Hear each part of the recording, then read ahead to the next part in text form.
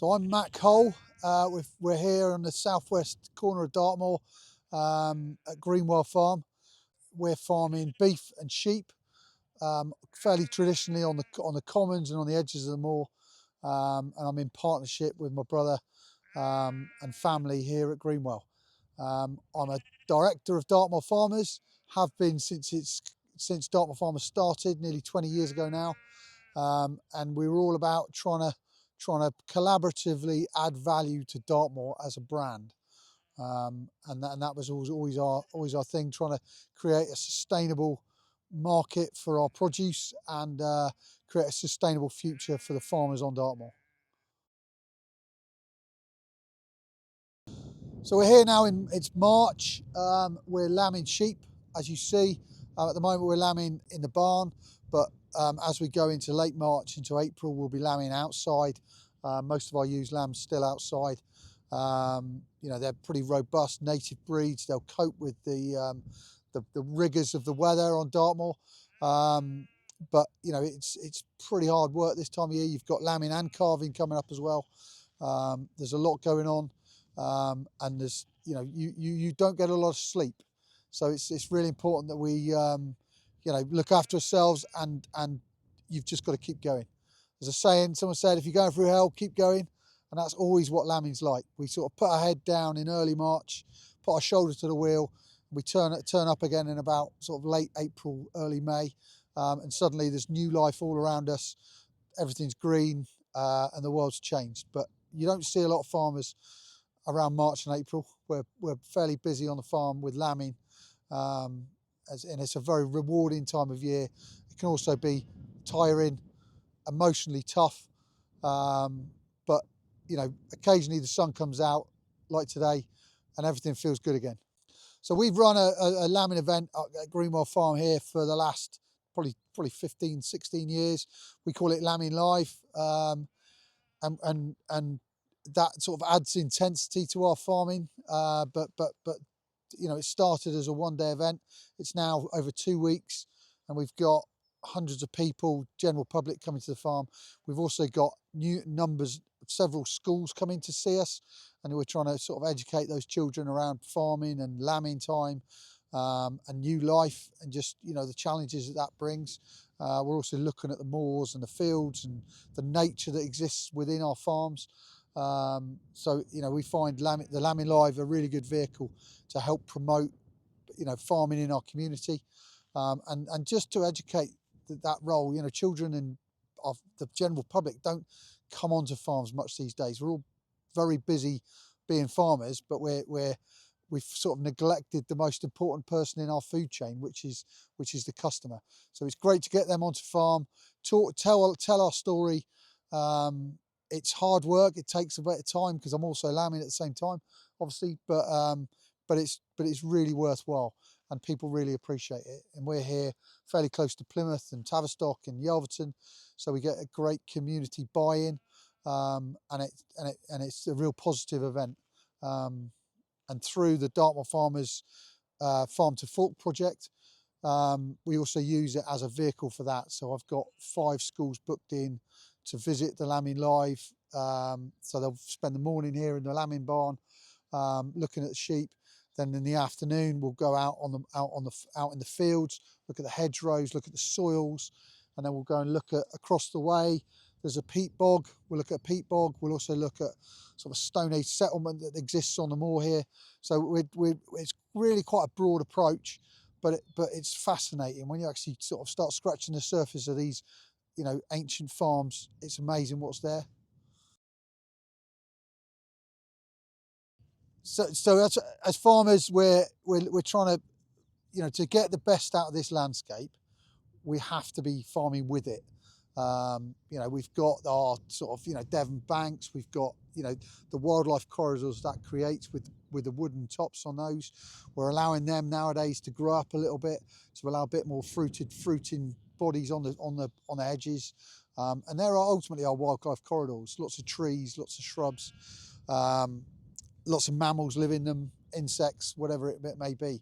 Our soils, we've got this permanent pasture that's been here for generations. That wouldn't have been cultivated for a very long time, and you know the soils are alive with microbes and earthworms and moles, which are a bit annoying, but you know it's a living breathing thing. And then it comes to the moorlands. Our moorlands are full of full of activity, but they're not a museum piece that needs to be walked away from. What we need to understand is that these moorlands need to be managed, and the vehicle to manage them is with grazing animals. Those sort of large herbivores like sheep and cows and ponies, they are the delivery vehicle to make that environment better. They're seen as the sort of villains around moorlands, but actually I think we're completely missing the picture. You know, they are there and they're special like they are because of the grazing animals on them. And the sort of narrative and the energy towards sheep are evil, get them off, is actually completely wrong. You know, these breeds have evolved in this landscape, so I think we need to celebrate their existence, manage them in the right way, but they're we need to now attach perhaps some science to that, but to evidence it. We know it, as custodians of this place, but we've almost need to evidence it, because there's an energy from people who are well-meaning, but perhaps they don't understand how the ecology and the energy of this place works. We've been really lucky on Dartmoor and other upland areas as well to have the FIPL project running for the last sort of 3 years. We're really pleased to see that that's been extended now for another 3 years. That FIPL project for Dartmoor farmers has allowed us to bring hundreds, now thousands of children onto farms on Dartmoor.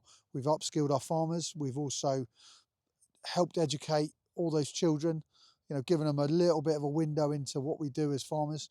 And that funding has been really essential to help pump prime that project.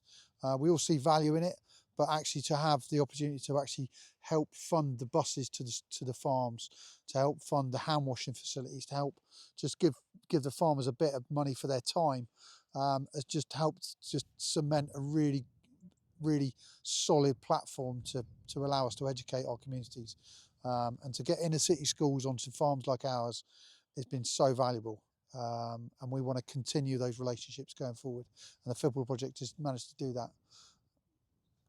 The FIPL project has always also allowed us to bring our website up to date as another vehicle to enable us to educate the public and the children that come to our farms about what we do and our broader offer, and sort of our principles and our sustainable future that we're trying to create.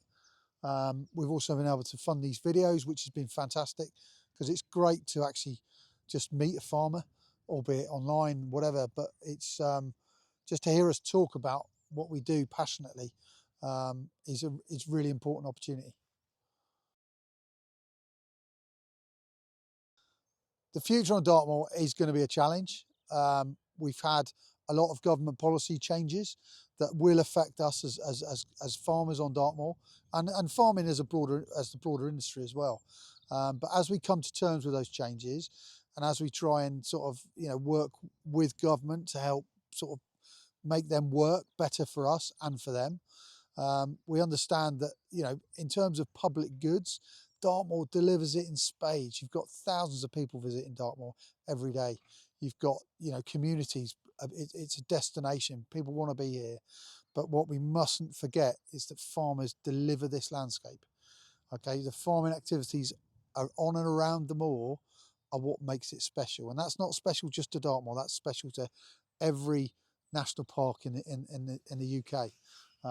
So we must never forget that. But as in terms of the future, collaborative working like projects like Dartmoor Farmers and other projects out there, they're really important to help get farms together to sort of bit of joined up thinking, a bit of positive marketing, and suddenly we've got a really good vehicle to create a more sustainable future for our whole industry and for the next generation, which is a really important point. We must never forget that we're only looking after this place for the next generation. Okay, we might own it, we might be tenants on it, whatever. We never see it as ours. It belongs to the next generation.